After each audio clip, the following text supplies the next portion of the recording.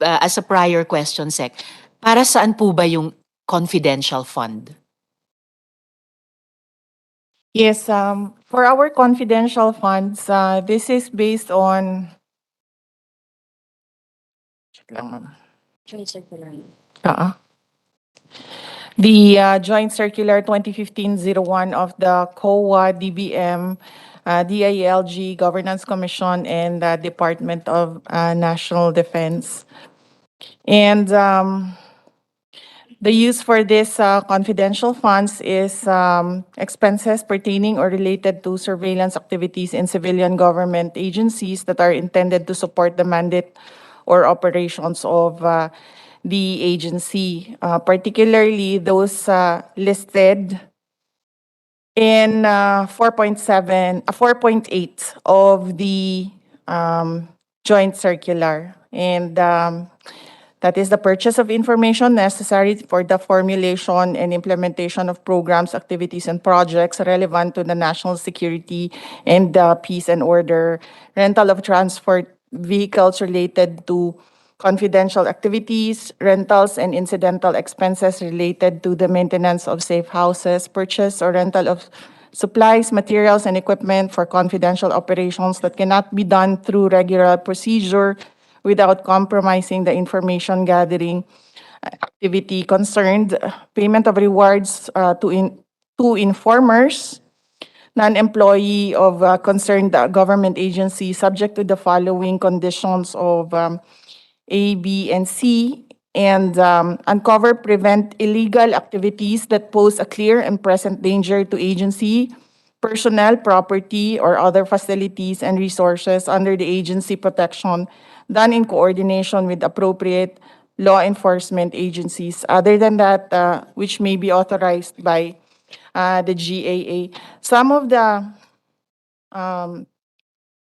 issues and challenges that we have encountered in our field operations are the drug involvement of our personnel and our learners. We already have a case where our teacher is selling drugs to our learners, and the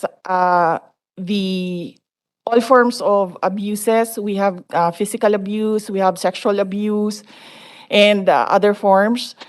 And then there is also the recruitment in violent extremism and terrorism. We also have schools which are targeted for recruitment of learners in insurgency.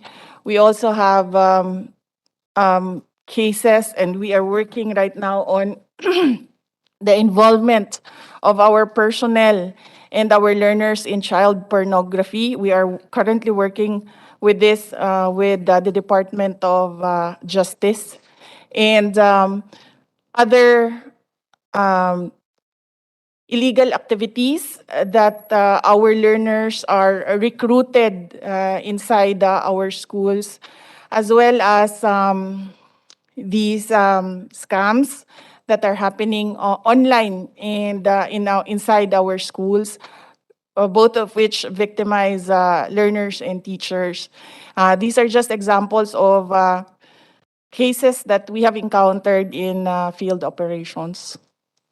Well, daghang salamat, Sec. I will return to my earlier question about realigning to restore fully the budget cut on the IP education program. But I do just feel the need, Madam Chair, to make of record na yung subject activities in the joint circular, parang mas bagay po, honestly, mas bagay pang confidential and intelligence funds for our existing national security, national defense, law enforcement, even women and children protection bodies, governmental bodies and programs. So just for the record on that, Madam Chair.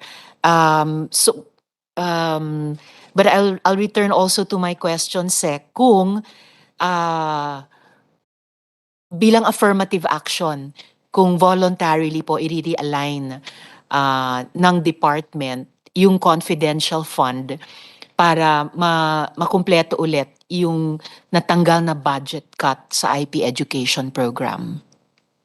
With regard to budget cuts, we can, within the Department of Education, we can work out realignments and realignments in our budget so that we can fund activities, programs, activities, and projects that need funding. With regard to the confidential funds, this is a proposal that we submitted to Congress. And as I said earlier, with regard to the confidential funds of the Office of the Vice President, we submit to the wisdom of Congress with regard to the amounts and the proprietary matter on decision on the confidential funds. But we would like to put it on record that we reassure the Congress and the public that these funds will be used in relation to what is allowed in the joint circular of those agencies mentioned earlier, 2015-01. Thank you. Salamat po, Sec. And I appreciate, Madam Chair, yung reiteration ni Secretary nung na-appreciate din ni Minority Leader kanina, yung unang sinabi nila sa House noon na the department will submit to the wisdom of Congress dun sa halaga, kung mayroon man, at yung propriety ng pagkakaroon ng confidential and intelligence funds ng department for such activities enumerated in the joint circular. So if I still have time, Madam Chair, in this round? Okay, salamat, Madam Chair. Balikan ko lang po yung sa ECCD, if the Secretary would care to add dun sa sinagot ni Sir Isip earlier, from the higher and the broader perspective of the department bilang ang ECCD program or ang ECCD Council attached agency, kung ano yung assessment ni Secretary about the ECCD program and what we can expect from the department to improve the performance of the ECCD councils para ma-fulfill nila yung mandate nila. Right. Yes.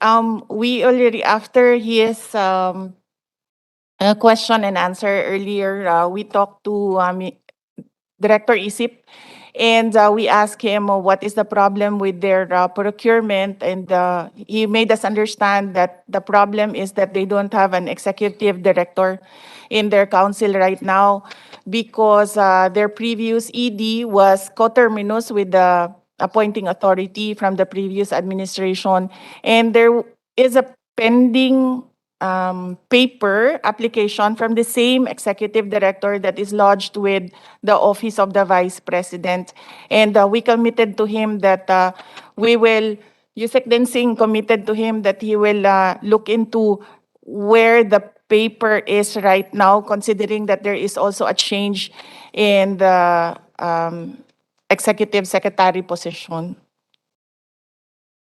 Salamat, salamat kaayo, Sec.